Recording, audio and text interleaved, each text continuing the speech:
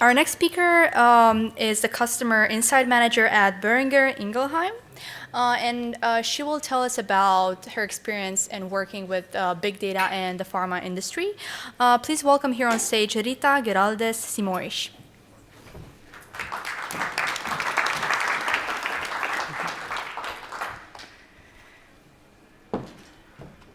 So, good afternoon, everyone. Quite a pleasure to be here. This morning was all about questions and burden questions. And I was wondering, am I the only one working for the business of drugs here? Well, legal drugs, of course. Am I? Okay, so I work for a pharma company, a German one, with an unpronounceable name, so Boehringer Ingelheim, for almost 7 years now. I started as a business analyst, and now I'm a customer insight manager. And hopefully I will bring you the perspective of an industry, a really specific perspective, I think. And to break the ice, what's so special about the big data in the pharma industry? Well, a couple of weeks ago, I was at a friend's dinner party, and I met this guy, and we were starting to talk about our professions and things like that, and I understood that he was working for an analytics company and had a few projects with some pharma companies. And he immediately, after understanding I was working for Boehringer, told me, well, you guys in pharma, you feel you are so special. Well, I guess this is true for almost every industry, but it's really true for pharma people. We tend to find ourselves very special, and we even, talking about big data, have a special expression for it. Well, if you know people working for pharma companies, probably you won't hear them talking a lot about big data. But every day, everywhere in pharma contents, you hear about something called the real-world evidence. So real-world evidence is like we tend to find ourselves living in a bubble. Well, real world was always there, of course. But now with big data, we find our ways to grasp and touch that real world. And so whenever we talk about real world evidence, actually we're talking about big data and the ways of analyzing that real world. But it's really hard to hear about big data when you're talking with pharma people, because we usually say real world evidence. So one thing I really deeply believe in is that big data will change the pharma industry for good. And of course, this is not that new, and it will change a lot in our world. It's already changing. Concerning the pharma, it will change from end to end. It's massive disruption all over. Hopefully you will understand where I'm getting in a few slides. But it will be as deep as changing the way molecules are investigated, how research and development goes, and to how patients are treated and how the reputation of this industry will go. I'm not campaigning, of course, but I'm pretty sure you're all aware of the reputation issues pharma companies face every day. So big data will be as disruptive as this. It will change everything. But it hasn't happened yet. We here, and of course you're the specialists, you know how big data is entering the world every day, everywhere in our lives. But when you search for big data in pharma, one thing it's common to every work published, everything, is that it's one of the industries that's behind the potential of the big data approach. Well, we have the will, we have the resources, of course, financial and, well, not human resources as we discussed, but everybody's looking for the data scientist, of course. But we have the will, the resources, we think we have the power, we think ourselves as innovative. Of course, our business is run through innovation, because if you don't have an innovative molecule, you won't have a business. But big data, we know the potential, but it's not there yet. So I'm trying to explain you my personal perspective about what's holding pharma back. And of course, the strategic opportunities. This is a puzzle, and maybe you sitting there have some hints, or maybe someday you will get the puzzle solved out. So I'll just briefly explain some of the strategic opportunities. So maybe afterwards we can join our thinking together to know where to invest in. And so these are the main topics I'm bringing to you this afternoon. And let me tell you a story. I didn't tell you before, but I come from Portugal. So I work in commercial operations. So it's the end of the chain, and it's a really operation kind of work.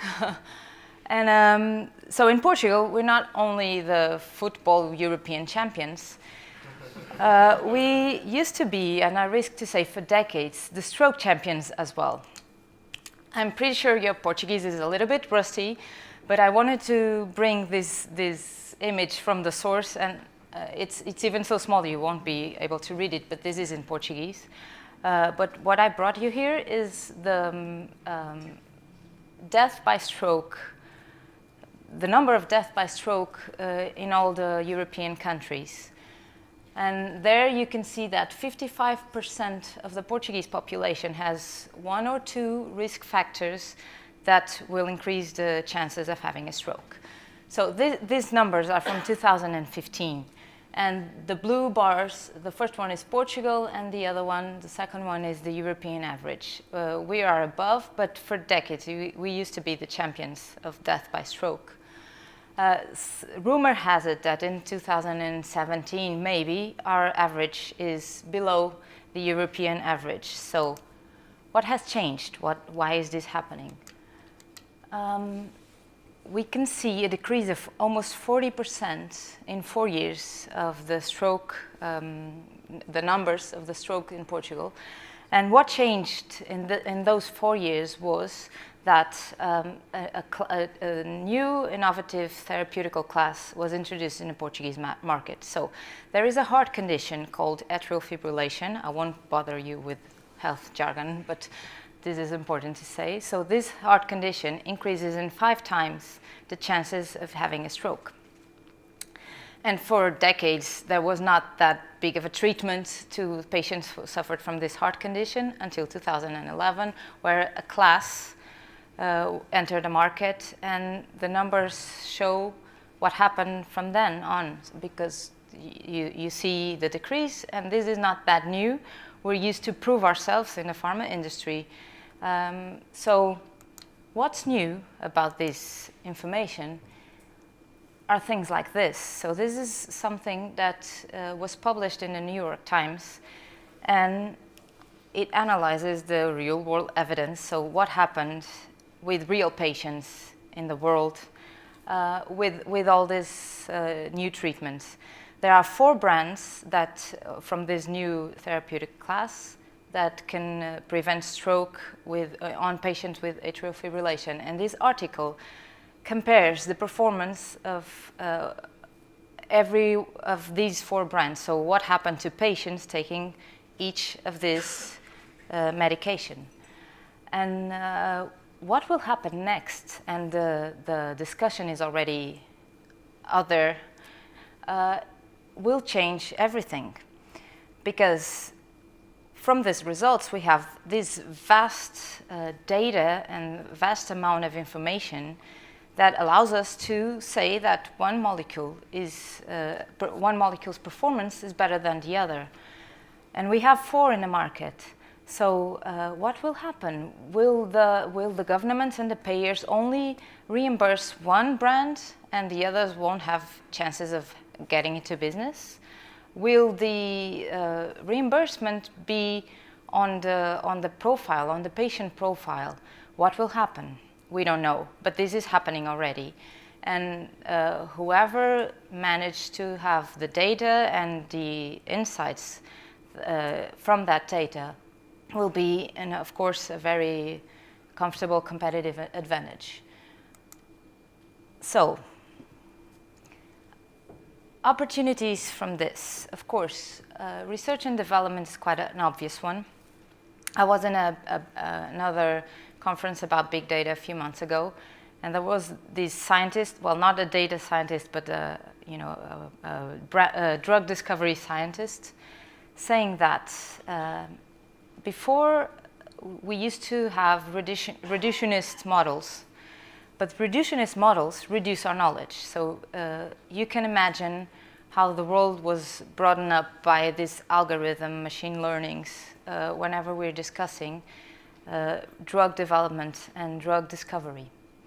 This goes even deeper to the toxicity of the molecules in the cells, in life systems. So this could be topic for one conference by itself. Real-world evidence, I was talking about it, will bring patient profiling to another level. We will be able to identify the patterns of the treatment. So things like clinically meaningless will disappear from what we say about the pharma companies, because we know, and chances are if you know someone suffering from cancer, we know that those type of patients are subjects of every kind of therapy until some doctor figure out what will be the proper treatment for that patient, and that will disappear because we will be able to know from the genome, from whatever, which therapy will be more efficacious to that kind of patient. Market access, I was just telling you the story.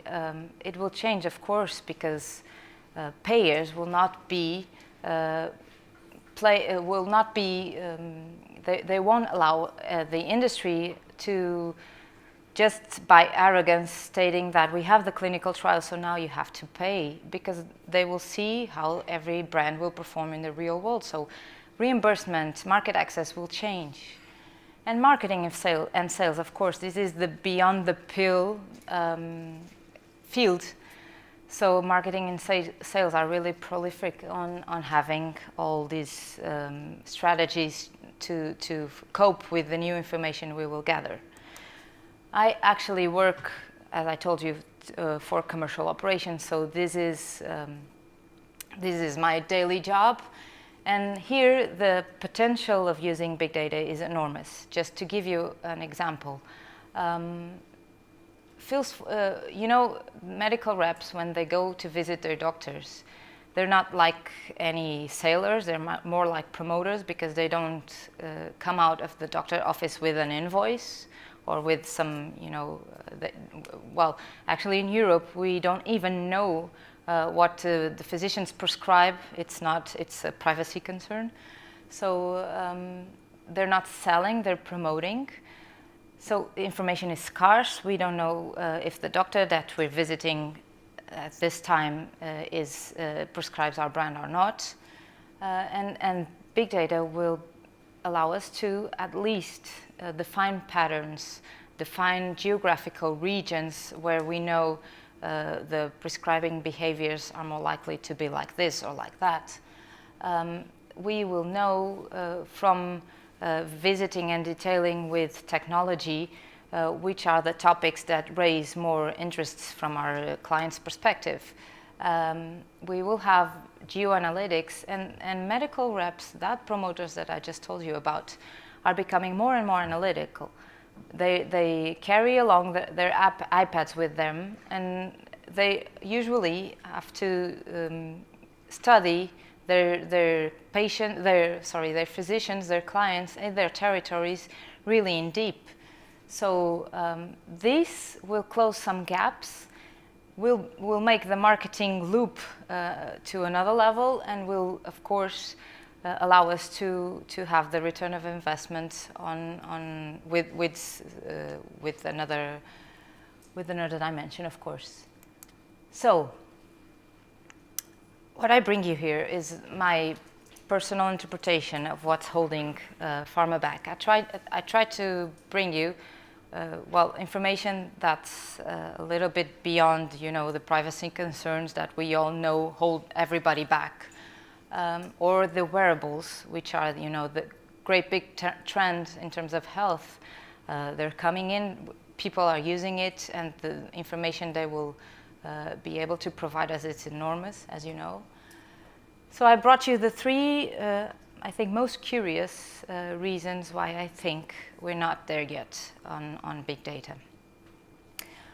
So a paradoxal shift, it's more, I think it's even bigger than the paradigm shift, I think, because what's happening with big data is that it goes to the very foundations of how pharma companies were born and are built in. We are used to work with clinical trials.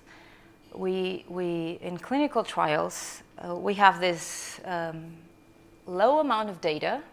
The lower the better, so it's fair enough so we can extrapolate to the population, but it's, you know, very controlled. The environment is as tightly controlled as possible and, of course, artificial. And patients that join clinical trials are so screened out that, for instance, patients with low mobility or no access to healthcare are usually excluded.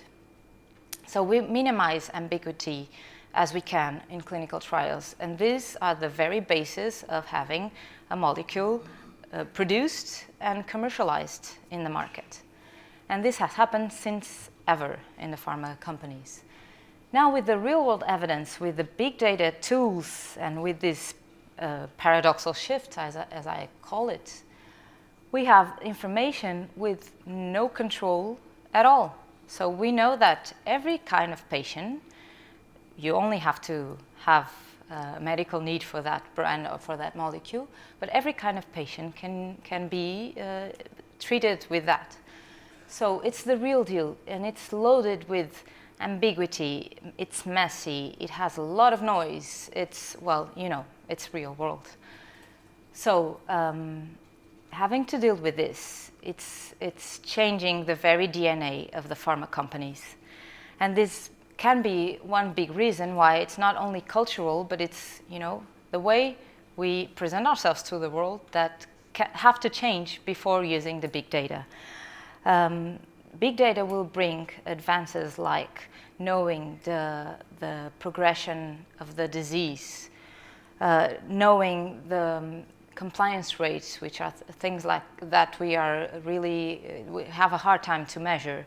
And treatment responses will be defined to each patient or a pattern of patients.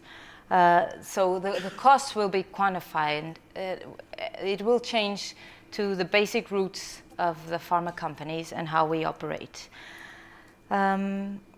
Eventually, it will end with that arrogance of telling the payers, we have the data from the clinical trial, so now you have to pay for the innovative treatment.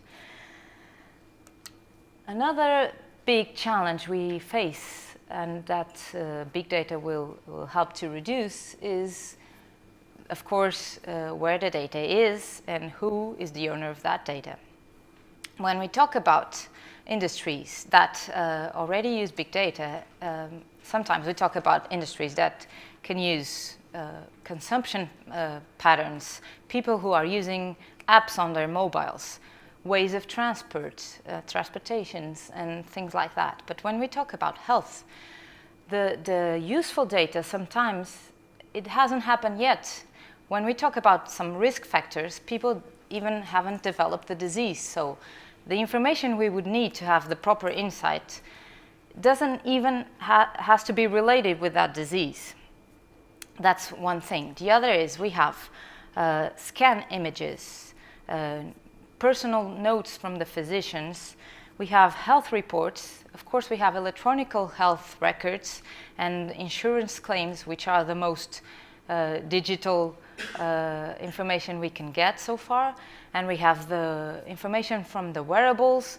And we have everything spread all over, because this information, of course, it's owned by the patient, but it's also held by private institutions, by by governments, even by the patients, not as much as owned by the pharma companies. And if that will happen someday, it will need another big shift, because collaboration will have to happen. It won't make sense that Boehringer will hold some information that another competitor won't. So this collaboration is something that we're not very used to in the pharma industry, in this competitive environment, and it's another factor that can account for the delay on using big data full potential that we face today. So another thing is the asking the right whys, and I brought some statements which I think are really common sense in the very basics of marketing, whatever, from pills to any other good. But every strategy begins with a why, and you know that one of the big gains we will get from using big data is transparency, which in turn will add a lot of engagement to therapies and to, in the end, to the pharma companies. The right whys aren't being asked at all. We know that the information is being gathered for a long time now. For instance, governments have the electronic medical records being gathered for decades, but nothing has been done with the information so far. Well, at least we're in the first steps of using it. So one reason that can account for that is we don't know what to do with the data, actually. The right whys are really hard to get in this type of information and this type of industry. So before having that really well defined, it's really hard to know what insights to get from the data. And this is happening, and it's a problem to solve when we talk about big data in the pharma companies. Besides, as I told before, in clinical trials and clinical environment, we used to have small questions to be answered, and most of them, I would risk 90% of them, are about safety and efficacy. Now we will have to ask so many more things.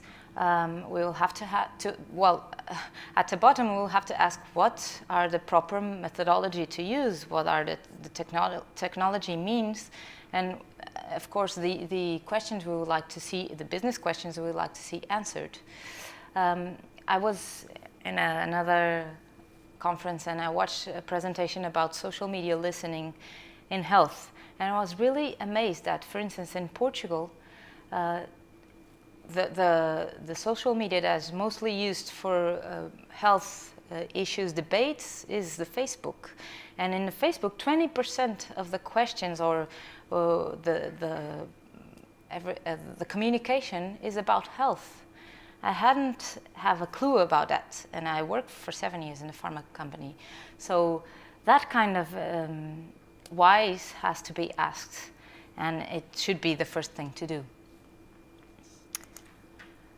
So, I was talking really quick, and I have a lot of time for questions now, but just to conclude, I think, I brought this image because in the end, it's all about the people.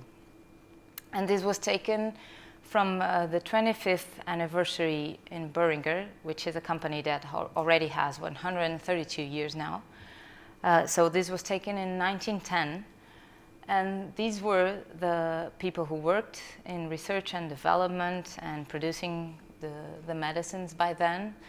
So these were the people that were responsible for defining some important things on the health world around back on these days.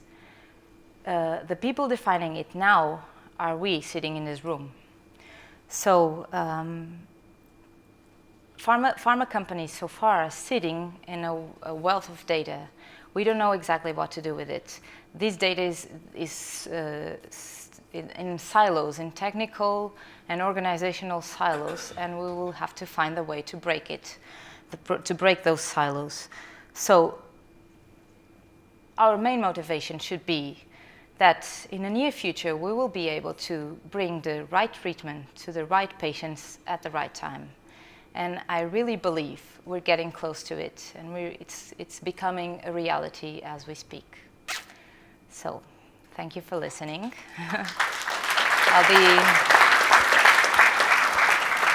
Happy to answer your questions.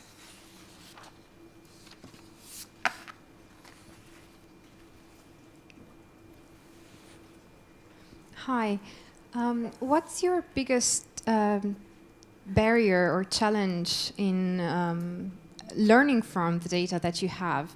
And what would be your first implementation towards learning something from this data that just sits there? And we're not used to. Yeah, would you consider qualitative research and social research? Of course. That would supplement the data that you already have. Qualitative and social research. Well, I didn't tell you, but my background is social science. I'm a psychologist. So of course qualitative would be something I would consider. But just to give you an example, 7 years ago, we were trying to implement this neural network process on targeting and segmentation back in Portugal at Boehringer. And we did it with a third party, and it worked fine. We were really happy with the insights. But when I got to the top management, they didn't believe in the data. So it was too soon for that. I didn't get the buy-in. So when you ask me main obstacles I have to run into, I would say it's a cultural thing. It's our DNA. We're used to have everything controlled and randomized, and that will the big data will end that. So first of all, I think to guarantee the success of any project with big data, buy-in, it's keystone, I would say.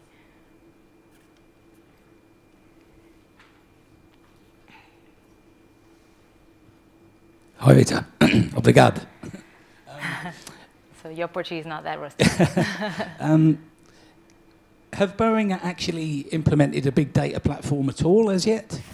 It's giving its first steps. It's being on a corporate level, so this will happen at headquarters and then drill down to the countries. We are just beginning with some project where Portugal will be a pilot, but it's so initial so far. It's really the first step, so I won't be able to tell you we have this implemented and the results are like this. We don't have it so far. I know some companies have, and well, one thing that's happening with the pharma companies is that as you saw, it's not possible to have all our businesses on holding on pills, and we will have to diversify. We will have to provide health services. We will have to have wearables and things like that, so beyond the pill solutions. And I think big data will be used for that, to find out another business areas to use. But we're not there yet, so we're beginning. It's a business opportunity for you guys. They say data is the next oil. I think in your case, we can say data is the next where. Data is where the next drug discovery is going to be made. The question I have, Rita, is you said that 20% of health discussions are happening in Facebook now. So in your company, are you looking forward, or you have put together a strategy where you can tap into such alternate sources of data and see whether you can capitalize on them? Yes. As you know, we have all this, the pharma is a really regulated industry, regulated to its limits. So we're not, for instance, in Portugal, we're not even allowed to talk to patients. So we cannot communicate through social media or any other means. But of course we know that even we don't communicate, people talk about it. And, but I think that could be another factor that would, make us to get to this point that we're so far behind using the big data tools. We're now implementing social media listening platforms, but we're not using it yet as its full potential. So collaborating with folks like Facebook? We're not collaborating directly through them, but yeah, we'll tapping it. Yeah.